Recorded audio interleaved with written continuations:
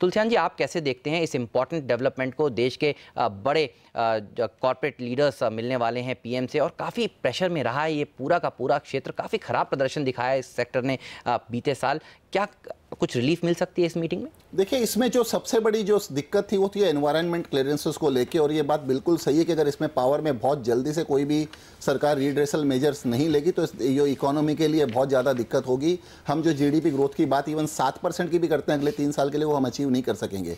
आप देखिए, जो 11th 5 ईयर प्लान है 77,000 मेगावाट की जनरेशन कैपेसिटी, वो हम डेफिनेटली मीट नहीं करेंगे। ये 31 मार्च को ये 11th प्लान खत्म हो रहा है। अगले 11th 5 ईयर प्लान में आप 80,000 मेगावाट की बात करें तो कहीं ना कहीं सरकार को इस चीज़ का एहसास हुआ है। अब आप नए प्रोजेक्ट को एनवायरमेंट क्लियरेंसेस देंगे और देंगे, उनको काफ़ी समय लगेगा। तो जितनी भी पाइपलाइन में प्रोजेक्ट्स है उसके लिए सबसे बड़ी जरूरी है थर्मल पावर प्रोजेक्ट से मैं बात कर रहा हूँ कि कोयला कहाँ से आए। तो जितने भी उद्योगपति हैं उसमें चाहे अनिल अंबानी हो, रतन टाटा हो, नवीन जिंदल हो, गौतम अडानी हो या अनिल अग्रवाल हो, सभी का ये कहना है कि हमारे जो एग्जिस्टिंग कोल ब्लॉक्स है जहाँ पे सारे के सारे क्लियरेंसेज इन प्लेस है, वहाँ पे आप हमें एक्स्ट्रा अलाउ करिए कोल निकाल करके, और उस कोल को हम डाइवर्ट करें दूसरे प्रोजेक्ट्स के लिए। लेकिन वहाँ पे सरकार को अटॉर्नी जनरल की ओपिनियन लेनी बहुत जरूरी है, क्योंकि कोई भी सरकार स्कैम में या कोई भी फेवरिटिज्म में फंसना नहीं चाहती है। लेकिन जब चूंकि बुधवार को प्राइम मिनिस्टर सारे के सारे पावर जनरेटिंग एंटरप्रेन्योर से मिल रहे हैं, तो यहाँ पे एक सिंपैथेटिक व्यू या उस कमी का एहसास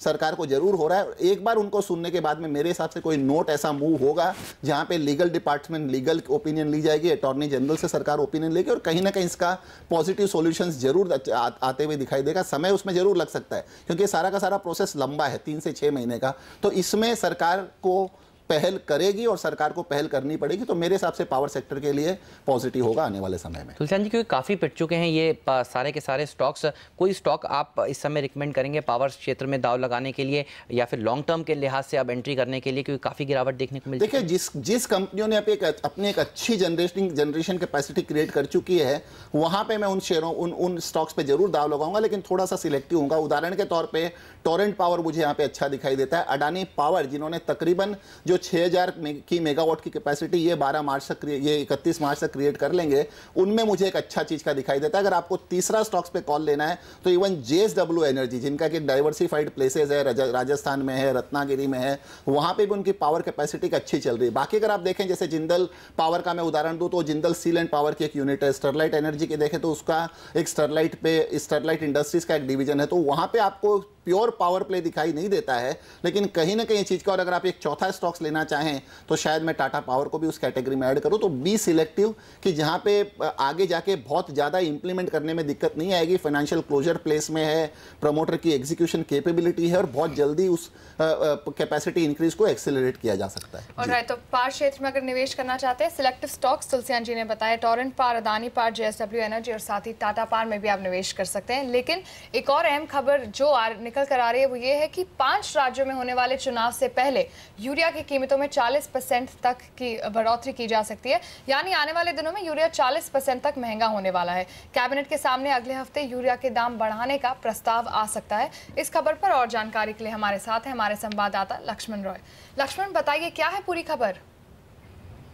देखिए, दरअसल यूरिया की कीमतें पिछले कई दिनों से लगभग 2010 से कीमतें नहीं बढ़ाई गई हैं, लेकिन इंपोर्टेड यूरिया की कीमतें लगातार बढ़ती जा रही हैं। अब ये कीमतें बढ़कर करीब 21,000 रुपये प्रति टन हो गई हैं। आपको बता दूं कि घरेलू खपत की ज़रूरतों को पूरा करने के लिए करीब 6 से 8 मिलियन टन यूरिया का इंपोर्ट करना पड़ता है। अगर सरकार यूरिया की कीमतें नहीं बढ़ाती हैं तो कंपनियों पर काफ़ी दबाव पड़ता है। ऐसे में यूरिया इंपोर्ट महंगा साबित होने की वजह से कई कंपनियाँ इंपोर्ट नहीं करती हैं और घरेलू बाजार में उसकी सप्लाई की दिक्कत आ जाती है। और यही वजह कि आज की तारीख में यूरिया कई जगहों पर ब्लैक में बिकना, कालाबाजारी शुरू हो गई है यूरिया की। इसलिए सरकार के पास 2 ही विकल्प है, या तो यूरिया की कीमतें बढ़ाएं या फिर यूरिया पर सब्सिडी बढ़ाएं। यूरिया पर सब्सिडी बजट एस्टीमेट के मुकाबले काफ़ी ज़्यादा पहले हो चुकी है। बजट में लगभग 54,000 करोड़ रुपये यूरिया की सब्सिडी रखी गई थी, जो अब बढ़कर करीब 1 लाख करोड़ के आसपास पहुँचती जा रही है। तो ये एक सरकार के लिए बहुत बड़ी चिंता का विषय है। इसलिए हमें जो सूत्रों से पता चला उसके मुताबिक जो फर्टिलाइजर मिनिस्ट्री है इस बारे में वस्तुस्थिति को लेकर के एक ड्राफ्ट नोट कैबिनेट के पास भेजेगा। अब कैबिनेट के ऊपर ही निर्भर करेगा कि यूरिया की कीमतें बढ़ाएं या सब्सिडी बढ़ाएं।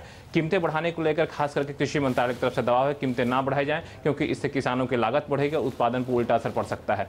लेकिन सरकार के ऊपर दूसरी मुश्किल यह है कि फिस्कल लगातार बढ़ते फिस्कल डेफिसिट को देखते हुए सरकार सब्सिडी नहीं बढ़ाना चाहती है। हालांकि कैबिनेट पूरी तरह से तय करेगी अगले हफ्ते जब इस पर कैबिनेट नोट जाएगा कि यूरिया की कीमतें बढ़ानी है तो कितनी बढ़ानी है। लेकिन चुनाव से पहले ऐसा करना सरकार के लिए थोड़ा मुश्किल हो सकता है।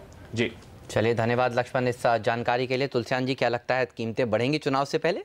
देखिए, मुझे नहीं लगता कि चुनाव से पहले कीमतें बढ़ेगी, नंबर 1। नंबर 2, जैसे लक्ष्मण ने बताया कि लास्ट जो पिछला हाइक हुआ था वो 10% यूरिया का हाइक हुआ था। 4800 रुपये, 4840 रुपये प्रति टन से 5310 रुपये का प्रति टन का हुआ था। उस वक्त भी हेमंत यही आर्गूमेंट था कि इनको बहुत ज़्यादा डेफिसिट है।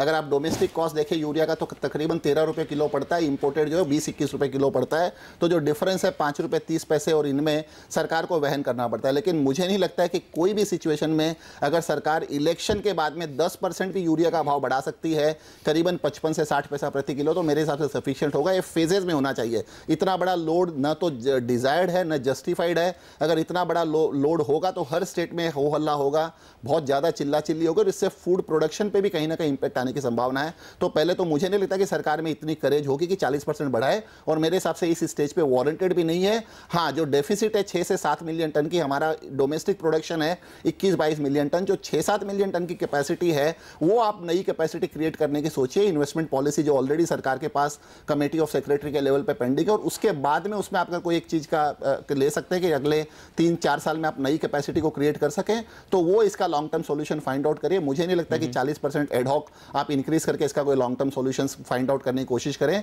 3 साल तक आपको फिस्कल बर्डन जो है वो झेलना ही पड़ेगा डेफिसिट के रूप में।